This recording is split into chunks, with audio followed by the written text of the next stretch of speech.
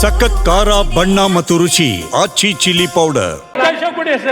ಮಾನ್ಯ ಸಭಾಧ್ಯಕ್ಷರೇ, ನಾನು ಎಲ್ಲೂ ಹೇಳಿಲ್ಲ. ನಾನು ಮೀಸಲಾತಿ ಪರವಾಗಿರ್ತಕ್ಕಂಥ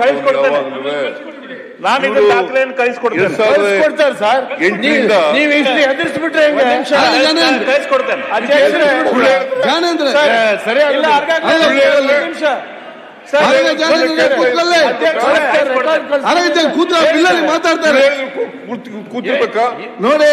ಇಲ್ಲ ಸರ್, ಇಲ್ಲ. ನಾನೀಗ ಸ್ವಾಗತ ಮಾಡ್ತೇನೆ. ಮುಖ್ಯಮಂತ್ರಿಗಳು ಈ ಬಿಲ್ ಅನ್ನು ತೆಗೆದುಕೊಂಡು ಬಂದಿದ್ದಾರೆ. ನಾನು ಈಡಾಗ್ತಾ ಇಲ್ಲ. ಇಂಥ ಆರೋಪ ಏನ್ ಸಂದೇಶ ಹೋಗುತ್ತೆ? ರೆಕಾರ್ಡ್ ಕೊಡ್ತೀನಿ ಮುಖ್ಯಮಂತ್ರಿ ಉತ್ತರ ಕೊಟ್ಟಿದ್ದಾರೆ. ಅವ್ರೇನ್ ಹೇಳಿದ್ರು? ನಾನು ರೆಕಾರ್ಡ್ ಜವಾಬ್ದಾರಿ ಉತ್ತರ ಮುಖ್ಯಮಂತ್ರಿ ನೀವು ಆಮೇಲೆ ಕಳಿಸ್ಕೊಡ್ತೀವಿ. ಏನ್ ಬೇಕಾದ್ರೂ ಮಾತಾಡ್ಬೋದು ಸದನದಲ್ಲಿ ಅಧ್ಯಕ್ಷರೇ. ಅಧ್ಯಕ್ಷ ಇವತ್ತು ಓಕೆ ಬಿಲ್ ಮೇಲೆ ಭಾಷಣ ಮಾಡ್ತಾವ್ರೆ ನೋಡಿ. ಬಿಲ್ 17% ಪ್ರಕಾರ ನಾವು ಸರ್ಕಾರ ಏನ್ ನಾವು ಡಿಸಿಷನ್ ತೆಗೆದುಕೊಂಡಿದ್ದೀವಿ ಅದ್ರ ಪ್ರಕಾರ ಏನು ಬಿಲ್ ಅನ್ನು ಮಾಡಿದಾರೆ ಅದನ್ನ ನಾವು ಸ್ವಾಗತ ಮಾಡ್ತೇವೆ. ಓಕೆ, ನಾವು ಬಿಲ್ ಅನ್ನ ಪ್ರೆಸೆಂಟ್ ಮಾಡಿದಾಗ ಮೀಸಲಾತಿಯನ್ನು ನಮ್ಮ ಸರ್ಕಾರ ಕೊಟ್ಟಾಗ ಮಾತಾಡ್ತೀವಿ. ನೀವು ಸರ್ ನೀವು ಮಾತಾಡೋದು ಕೇಳಕ್ ಕೊಡ್ಲಿಲ್ಲ ಅಂದ್ರೆ ನೀವು ರೆಕಾರ್ಡ್ ಏನ್ ನಾವು ಮಾತಾಡಕ್ ಎಲ್ಲದಕ್ಕೂ ನಡುವೆ ಮಾತಾಡಕತ್ತರ.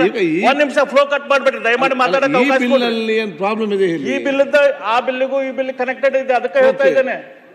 ಇದು ಸಾವಿರಾರು ವರ್ಷಗಳ ಇತಿಹಾಸ, ಒಂದಕ್ಕೊಂದು ಕನೆಕ್ಷನ್ ಅದಾವ. ಓಕೆ, ನಮ್ಮ ಸರ್ಕಾರ ಆ ಮೀಸಲಾತಿ ಬಿಲ್ ಅಂತ ತೆಗೆದುಕೊಂಡು ಬಂದಾಗ ಅತಿ ಹಿಂದುಳಿದ ವರ್ಗಗಳಿಗೆ 1% ಅನ್ನ ಕೊಟ್ಟಿದ್ರು. ಯಾಕೆ 1% ಅನ್ನು ಕೊಟ್ಟರು? ಮಾನ್ಯ ಅಧ್ಯಕ್ಷರೇ, ಒಂದು ಕೆಂಪು ಮಾರಿ ಅಂತ ಹೇಳಿ ಒಂದು ಸಮಾಜ ಐತಿ, SC ಸಮಾಜ.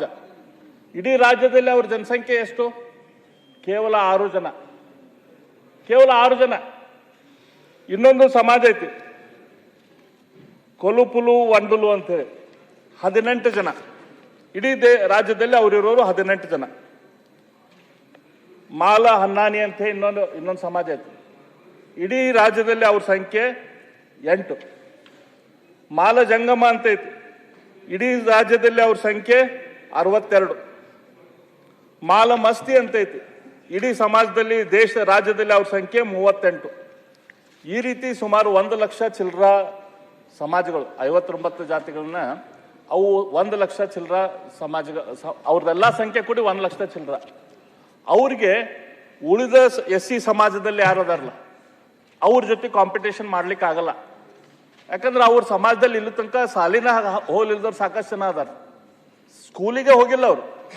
ಅವ್ರಿಗೆ ನೌಕರಿಯಲ್ಲಿ ಸಿಗ್ಬೇಕು, ಅವ್ರಿಗೆ ಸರ್ಕಾರದಲ್ಲಿ ಎಲ್ಲಿ ಅವಕಾಶ ಸಿಗ್ಬೇಕು. ಅಂತದಕ್ಕೆ ಅವ್ರ ಸಂಬಂಧ 1% ವಿಶೇಷ ಒಂದು ರಿಸರ್ವೇಶನ್ ಅನ್ನ ನಮ್ಮ ಸರ್ಕಾರ ತೆಗೆದುಕೊಂಡು ಬಂದಿತ್ತು. ಇದ ನಂತರ ನಮ್ಮ ಸರ್ಕಾರ ತಂದಂತ ಈ ರಿಸರ್ವೇಶನ್ ಅನ್ನ ಅದಾದ ಮೇಲೆ ಅದಕ್ಕೆ ಸುಪ್ರೀಂ ಕೋರ್ಟಿಗೆ ಹೋದ್ರು. ಸುಪ್ರೀಂ ಕೋರ್ಟು 2024ರಲ್ಲಿ ಇದ್ರ ಬಗ್ಗೆ ಒಂದು ಆದೇಶ ಕೊಟ್ಟು, ಇಲ್ಲ ಒಳ ಮೀಸಲಾತಿ ಮಾಡುವಂತ ಅಧಿಕಾರ ರಾಜ್ಯ ಸರ್ಕಾರಕ್ಕೆ ಐತೆ ಅಂತ ಹೇಳಿ. ಯಾವಾಗ ಈಗ 16 ತಿಂಗಳ ಹಿಂದೆ ಅಧ್ಯಕ್ಷರು ಸುಪ್ರೀಂ ಕೋರ್ಟ್ ಡಿಸಿಷನ್ ಕೊಟ್ಟು, ನಮ್ಮ ಡಿಸೆಂಬರ್ದಲ್ಲೇನ ಹರಿಯಾಣ ಸರ್ಕಾರ ಡಿಸಿಷನ್ ಮಾಡ್ತು ನಾವು ಒಳ ಮೀಸಲಾತಿ ಮಾಡ್ತೇವೆ ಅಂತೇಳಿ. ಭಾರತೀಯ ಜನತಾ ಪಕ್ಷದ ಸರ್ಕಾರ ಹರಿಯಾಣದಾಗ ಏನೈತಿ ಸೈನಿ ಅವ್ರ ಸರ್ಕಾರ ಡಿಸೆಂಬರ್ದಲ್ಲೇ ಒಳ ಮೀಸಲಾತಿನ ತೆಗೆದುಕೊಂಡು ಬಂತು. ತೆಲಂಗಾಣ ಸರ್ಕಾರ ಒಳ ಮೀಸಲಾತಿ ಅಂತ ತೆಗೆದುಕೊಂಡು ಬಂತು. 16 ತಿಂಗಳಾದ್ರೂ ಕೂಡ ನಮ್ಮ ಈ ಸರ್ಕಾರ ಇದನ್ನ ಒಳ ಮೀಸಲಾತಿ ಅಂತ ತೆಗೆದುಕೊಂಡು ಬರಾಕ್ತಿದ್ದಿಲ್ಲ. ನಾವು ಕೂಡ ಎಲ್ಲ ಚಿಂತೆ ಮಾಡ್ತಿದ್ವಿ. ನಮ್ಮ ಸಿದ್ದರಾಮಯ್ಯನವರಿಗೆ, ಮುಖ್ಯಮಂತ್ರಿಗಳಿಗೆ ಹಿಂದೂ ಪರಿಶಿಷ್ಟ ಜಾತಿ ಪರಿಶಿಷ್ಟ ಪಂಗಡದ ಬಗ್ಗೆ ಅವ್ರಿಗೆ ಸಹಾನುಭೂತಿ ಐತಿ, ಅವ್ರ ಬಗ್ಗೆ ಚಿಂತನೆ ಐತಿ. ಆದ್ರೆ ಒಳ ಮೀಸಲಾತಿ ಏನೈತಲ್ಲ ಇದನ್ನ ಯಾಕೆ ಡಿಲೇ ಆಗ್ತಾ ಇದೆಪ್ಪ ಅಂತೇಳಿ ನಾವು ವಿಚಾರ ಮಾಡ್ತಾ ಇದ್ವಿ. ಮಾನ್ಯ ಅಧ್ಯಕ್ಷರೇ, ಹಿಂದೆ ಮಂಡಲ್ ಅವ್ರು ಏನಂತ ಹೇಳಿದ್ರು, ಈ ಮೀಸಲಾತಿ ಬಗ್ಗೆ ಮಾತಾಡ್ಬೇಕಾರ ಸಮಾನರಲ್ಲಿ ಮಾತ್ರ ಸಮಾನತೆ ಇರ್ತೈತಿ. ಅಂದ್ರೆ ನಾವು ಈಕ್ವಲ್ ಇದ್ರೆ ಅಷ್ಟೇ ಈಕ್ವಾಲಿಟಿ ಇರ್ತೈತಿ. ಅಸಮಾನರನ್ನು ಸಮಾನರ ಜೊತೆ ಸರಿಸಮ ಎಂದು ಸೇರಿಸಿದರೆ ಅಲ್ಲಿ ಅಸಮಾನತೆ ಮುಂದುವರಿಯುತ್ತದೆ. ಅಸಮಾನರನ್ನು ತಗೊಂಬಂದು ಸಮಾನರ ಜೊತೆ ಇಟ್ಟರೆ ಸಮಾನತೆ ಬರುವುದಿಲ್ಲ, ಅಸಮಾನತೆ ಮುಂದುವರಿತದೆ ಅಂತ ಹೇಳಿ ಮಂಡಲ್ ಅವರು ಹೇಳಿದ್ರು. ಅದೇ ರೀತಿ ನಮ್ಮ ನಾಗಮೋಹನ್ ದಾಸ್ ಅವರು ಕೂಡ ಇದೇ ವಿಚಾರವನ್ನು ಇಟ್ಕೊಂಡು ಅವರು ನಮ್ಮ ಕರ್ನಾಟಕ ರಾಜ್ಯದ ಪರಿಶಿಷ್ಟ ಜಾತಿಗಳು ಏಕರೂಪತೆಯ ಗುಂಪುಗಳಲ್ಲ, ಬದಲಾಗಿ ಅವು ಭಿನ್ನ ರೀತಿಯ ಗುಂಪುಗಳು ಎಂದು ಪರಿಗಣಿಸಬೇಕು ಅಂತ ಹೇಳಿದರು. ಎಲ್ಲ ನಮ್ಮ ಕರ್ನಾಟಕದ ಪರಿಶಿಷ್ಟ ಜಾತಿಗಳು ಒಂದೇ ಥರ ಸಮನಾಗಿಲ್ಲ, ಏಕರೂಪವಾಗಿಲ್ಲ. ಅದರಲ್ಲಿ ಭಿನ್ನ ಭಿನ್ನ ರೂಪ ಐತಿ. ಹಾಗಾಗಿ ಅವನು ಭಿನ್ನ ಭಿನ್ನ ರೂಪ ಪರಿಗಣಿಸ್ರಿ ಅಂತ ಮಾಡಿದರು. ನಮ್ಮ ಸರ್ಕಾರ ಮಧುಸ್ವಾಮಿ ಆಯೋಗ ಏನು ಮಾಡಿತ್ತು, ಅದಕ್ಕೆ ಅವರು ಸ್ವಲ್ಪ ಸಜೆಷನ್ ಅನ್ನು ಮಾಡಿದರು. ಅವ್ರು ಏನು ಮಾಡಿದರು, ಕ್ಯಾಟಗರಿ ಎ ಅಂಥೇಳಿ ಸೂಕ್ಷ್ಮ ಮತ್ತು ಅತಿ ಸೂಕ್ಷ್ಮ ರೀತಿಯ 59 ಸಮಾಜಗಳು, ನಾ ಏನು ಹೇಳಿದ್ನಲ್ಲ 8, 60, 39 ಈ ಟೈಪ್ ಏನು ಸಣ್ಣ ಸಣ್ಣ ಸಮಾಜಗಳದಾವಲ್ಲ ಅವನ್ನ ಕ್ಯಾಟಗರಿ ಎ ಅಂತ ಮಾಡಿದರು.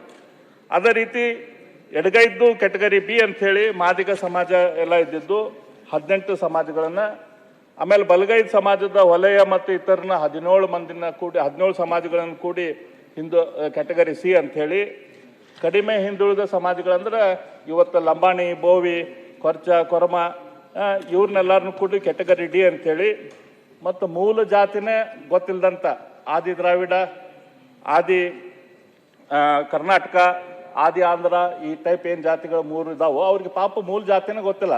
ಅಂಥ 3 ಜನರದ್ದು ಕೂಡಿ ಕ್ಯಾಟಗರಿ ಇ ಅಂತ ಮಾಡಿ ಅವ್ರಿಗೆ 1% ಕೊಡುವಂಥ ಕೆಲಸ ನಮ್ಮ ನಾಗಮೋಹನ್ ದಾಸ್ ಅವರು ಅದನ್ನು ಮಾಡಿದರು.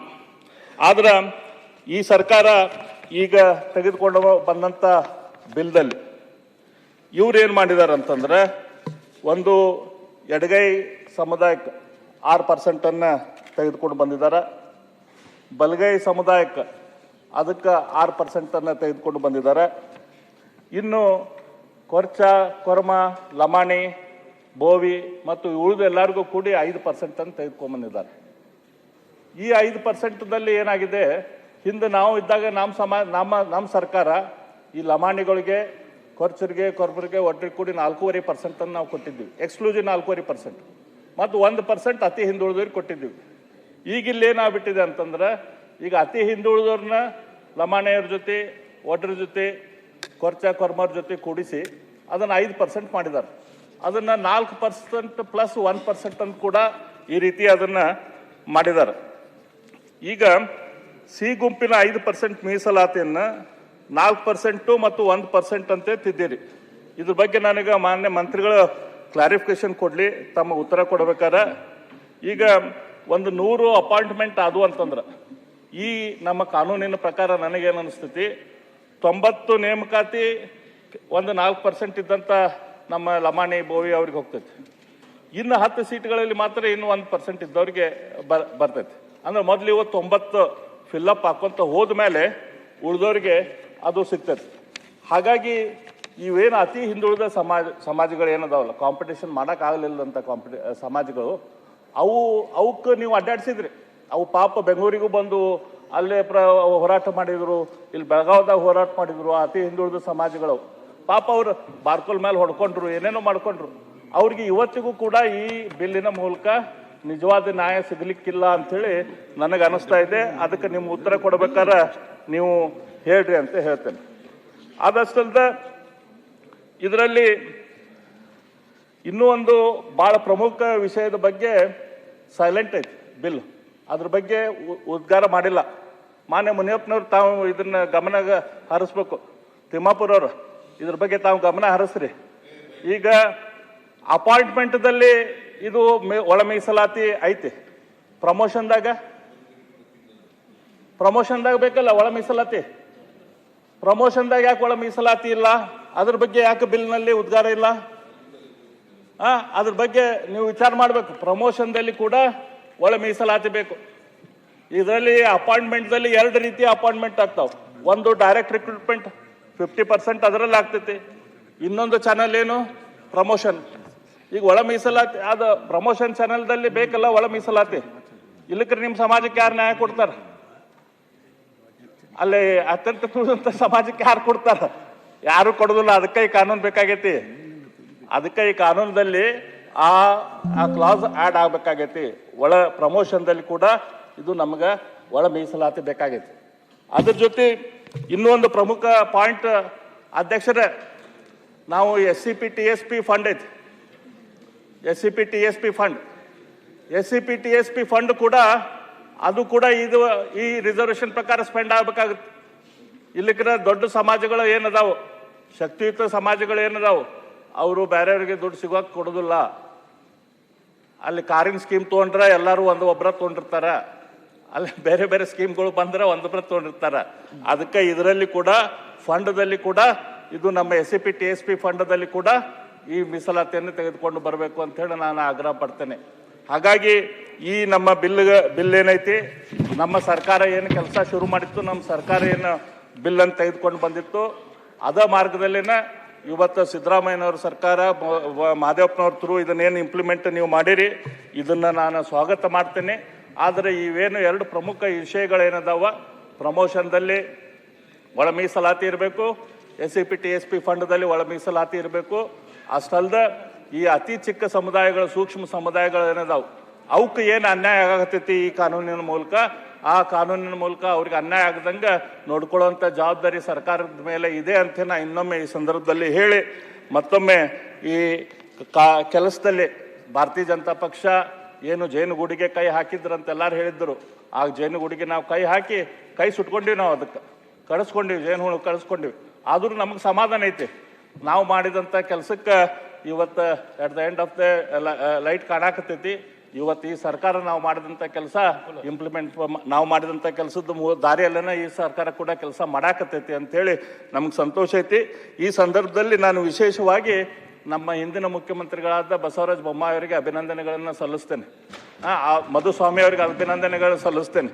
ಯಾಕಂದ್ರೆ 5 ವರ್ಷದಿಂದ ಏನು ಒಳಗೆ ಕುಂತಿತ್ತು ಸದಾಶಿವ ಆಯೋಗ, ಅದನ್ನು ಹೊರಗೆ ತೆಗೆದುಕೊಂಡು ಬಂದು ಜಾತಿ ಎಷ್ಟು ನಮ್ಮ ಜನಸಂಖ್ಯೆ ಐತಿ ಆ ಜನಸಂಖ್ಯೆ ಅನುಗುಣವಾಗಿ ಒಳ ಮೀಸಲಾತಿಯನ್ನು ಕೊಟ್ಟಂತ ಶ್ರೀ ಬಸವರಾಜ ಬೊಮ್ಮಾಯಿ ಅವರಿಗೆ ಹಾಗೂ ಆಗಿನ ಸರ್ಕಾರದ ಎಲ್ಲ ಸದಸ್ಯರಿಗೆ ನಾನು ಮತ್ತೊಮ್ಮೆ ಅಭಿನಂದನೆಗಳನ್ನು ಸಲ್ಲಿಸಿ ಈ ಬಿಲ್ಲನ್ನು ಕೂಡ ಸ್ವಾಗತವನ್ನು ಮಾಡಿ ನಾನು ಮಾತಾಡಕ್ಕೆ ಅವಕಾಶ ಆಯೋಗದ